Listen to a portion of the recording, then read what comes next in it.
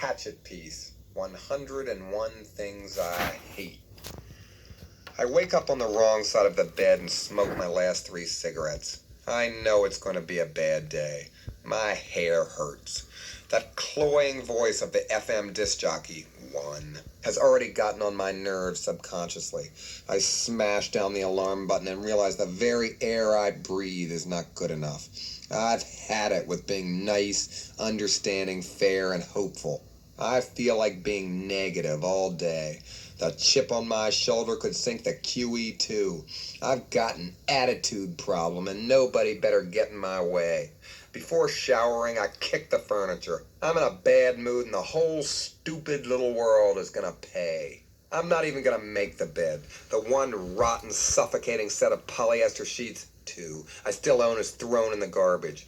I happily destroy the ozone by spraying on my favorite aerosol deodorant and sneering at the dumbbells who use the nauseating roll-on brands, 3. The kind that retains stray underarm hairs from past use to remind you just how imperfect the human body really is. I get the newspaper from outside the door, hoping I'll catch the creep who sometimes steals it, 4. When I oversleep, but throw it down in disgust when I see color photos, 5, that never reproduce properly and look like 3D comics without the benefit of glasses.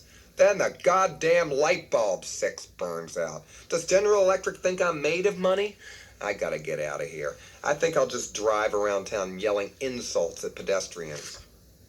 On the way down in the elevator, I'm confined with an unattractive neighbor and his slobbering dog, 7. I look away, grumbling, knowing that every time you make direct eye contact with these creatures, your IQ drops 10 points. I don't see any cats, 8, thank God. I assume they're all in other apartments sucking the breath out of babies, or worse yet, in heat, forcing you to use a Q-tip on their private parts to shut them up. I checked the mailbox, but naturally the mail's not here yet. I hate it when the mail is late, 9.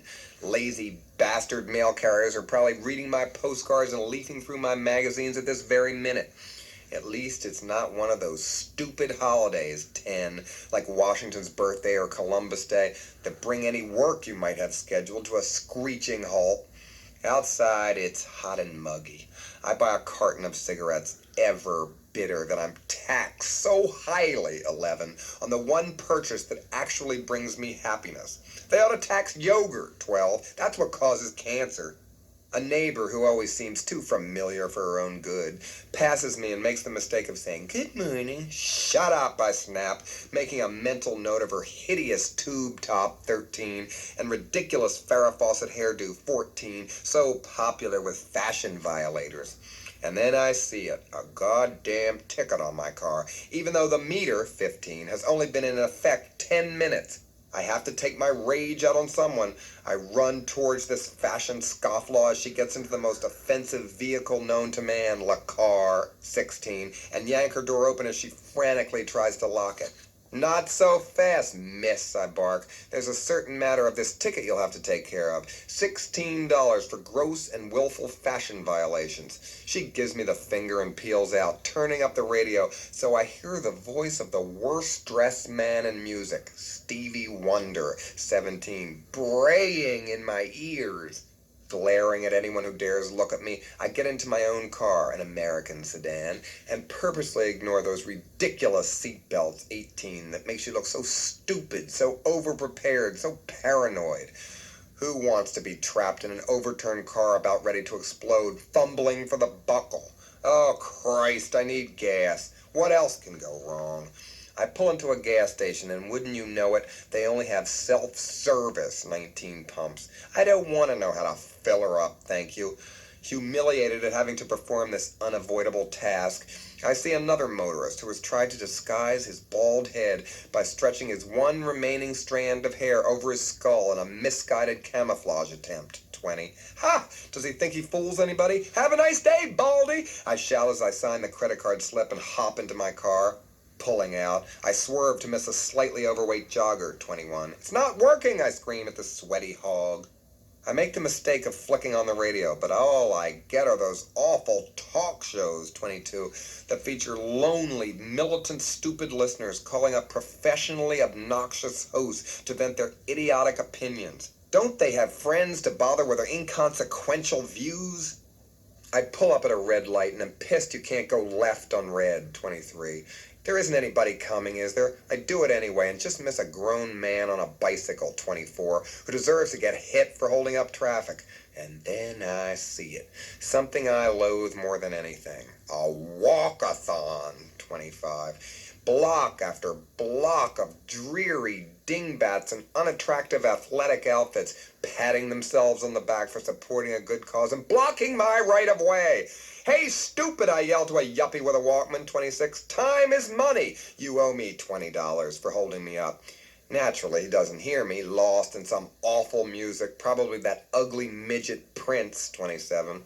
Trapped, I park the car to get a little breakfast. Join us, says some monster in a patched denim skirt, 28, as she kisses in public yet, 29, her lame boyfriend, who has the audacity to wear those awful leather sandals, 30, left over from the 60s. I hope you die, I seethe as I rush to what I hope will be a decent restaurant.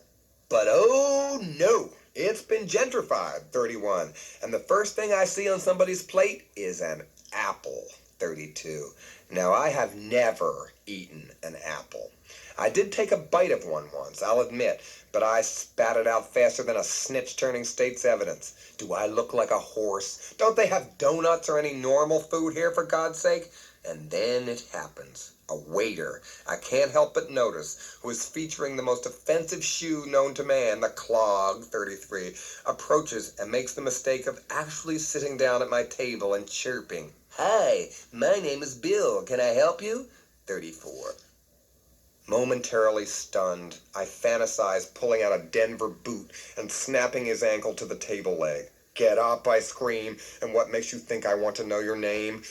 I came here to eat, not make friends. Just give me eggs and bacon and hold the biography." He looks pleased as punch when he tells me, "We don't serve meat." Oh, great. A rotten vegetarian restaurant, 35. How could someone not eat meat? The waiter's liberal attitude is beginning to cool, I see. He's the type who goes to Chinese restaurants, makes a big deal out of eating with chopsticks, 36, and then pompously demands, "Hold the MSG, 37. I wish I could order a huge bowl of red dye number 2 from this cretin. Just the eggs, then, I holler, feeling a snit of royal proportions about to explode. Sitting at my table, waiting for my order, I feel the bile of my rage rising and decide I have to do something. I can't waste valuable bitching time. It's time to call the police and report every single thing that gets on my nerves. They have to listen. It's their job, isn't it? I go to a public phone and prepare to deal with a despised phone company, 38. Oh, God, it's the old-fashioned kind, 39, the ones that make MCI impossible. Remembering that I hate MCI, 40. Also, they sometimes mistakenly charge you for unanswered ring calls. I move on to more important subjects of contempt. Yes, hello, officer. I'm a citizen. I'd like to report the following things that are getting on my nerves. Breakdancing in public, 41. Obnoxious mimes who think they're poignant, 42. Nude beaches, 43, where unattractive exhibitionists insist on baring their sagging bodies all in the name of health. And oh yes, hello? I slam down the receiver, enraged that a public servant has dared to hang up on me, and vow to write a letter of complaint later in the day. I get back to my table just in time to see the dreaded Bill serving my breakfast. I start trembling. My eyes feel like they might burst from my sockets. They have dared to put sprouts, 44, on my eggs. Oh, God, it's not fair. What next? Filthy iceberg lettuce, 45, the polyester of greens? Or even worse, obscene Brussels sprouts, 46? Those little balls of hell, limp and wilted after a lifetime of being pissed on by birds and other contaminated creatures. "I hate you," I say to the startled Bill, and slam down 8 pennies, 47, which have no earthly use in today's economy except for insulting waiters. Maybe I should go to the movies. At least it's dark there. If only I can get there without stabbing someone. I dare to look out my car window, but immediately wish I hadn't. There, in all its naked, amateurish glory, is another of those outdoor art murals, 48. If this alarming trend can't be nipped in the bud, there'll be an eyesore on every corner. Did they ask me if I wanted to look at it?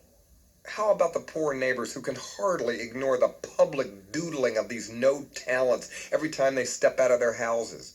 Ironically, there's a no littering sign, 49, on this very corner. Running to the trunk of my unit, ignoring the blast of horns honking around me, I retrieve an industrial trash bag from my apartment that I saved for just these occasions. Proudly and unashamedly, I dump the contents directly onto the street. Take that, no littering nitpickers. I feel virtuous, confident that I have created a job.